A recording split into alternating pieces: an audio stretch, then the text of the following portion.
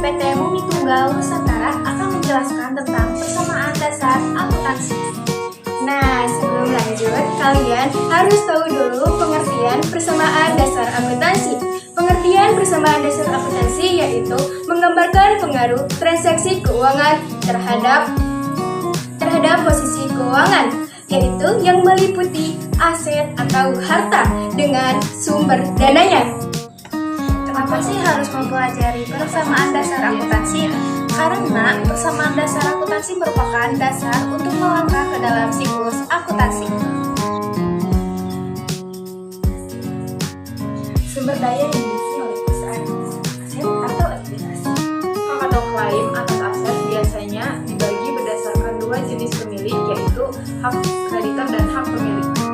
Hak kreditor mencerminkan utang perusahaan yang disebut liabilitas, sedangkan hak pemilik disebut ekuitas pemilik atau owners with equity. Hubungan keduanya dapat membedakan persamaan dasar akuntansi, basic accounting and question. Aset adalah sumber daya yang dimiliki oleh perusahaan. Perusahaan menggunakan aset untuk kegiatan usaha seperti produksi dan penjualan. Karakteristik umum dari aset ialah kemampuan memberikan manfaat yang akan menghasilkan arus kas masuk atau pemerintahan. Aset terdiri atas beberapa kelompok, yaitu Aset lancar atau current asset. Aset lancar adalah aset yang mulai diubah atau dikonversi menjadi uang tunai dan biasanya masa pemakaiannya kurang dari 1 tahun. Contohnya adalah kas atau cash, surat berharga atau security, piutang usaha atau icon republic, dan piutang vessel atau prospectus. Investasi jangka panjang atau bahasa Inggrisnya long term investment. Investasi jangka panjang atau long term investment adalah investasi yang memberikan pendapatan tetap berupa bunga dan pendapatan tidak tetap berupa dividen seperti obligasi dan saham. Aset tetap adalah aset yang dimiliki oleh entitas bisnis dan memiliki masa manfaat lebih dari 1 tahun seperti tanah, gedung, kendaraan, peralatan, mesin, akumulasi, dan penyusutan. Aset tetap tidak berwujud atau disebut intangible fixed asset.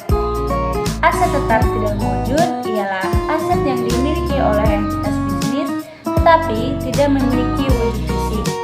Aset tetap tidak berwujud memberikan manfaat kepada perusahaan dan menghasilkan pendapatan seperti goodwill, hak paten atau patent, hak cipta atau copyright, merek dagang atau trademark, dan waralaba atau franchise.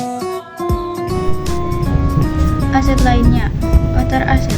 Aset lainnya merupakan aset yang tidak dapat diklasifikasikan sebagai aset lancar.